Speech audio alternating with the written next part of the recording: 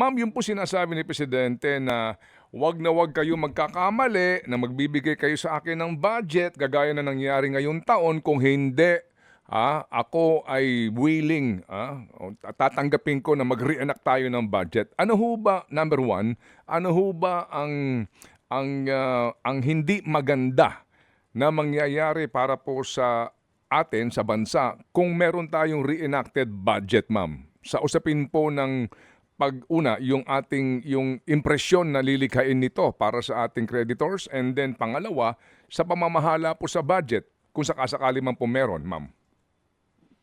Unang-una po, napag-aralan po namin to ng DBCC at saka si Secretary R.C. Balisacan po ang nag-lead po ng pag-aaral. Sa DBCC po, meron po tayong growth rate na gusto nating marating mula ngayon hanggang matapos po ang administrasyon. Nagta-target po tayo ng growth rate natin.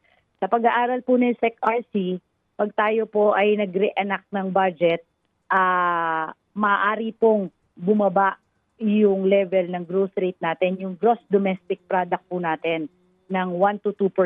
Yan po ay reason ng pagbaba ng budget. Isa po yan. Macro level po yan, Sir Ted. Pangalawa po is lahat po ng proyekto na tapos na, hindi na po natin yan mapopondohan dun sa pag-reenacted po yung budget.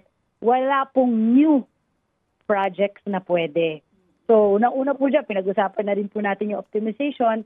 Alam po natin lahat na meron po tayong salary increase sa ating mga nasa gobyerno. Wala na po yung salary increase. Pangalawa, kung may mga new projects po tayo na nasa isip na according po yan doon sa development plan or roadmap ng ating administrasyon, hindi po yan mapupondohan sa 2026 kung reenacted. Pangatlo po, talagang napakalaking trabaho din po sa DBM. Pag yung mga ongoing projects, iisa-isahin po natin yan. Tatagal po ang programa ng mga pagbibigay ng programa at saka proyekto ng gobyerno sa tao po.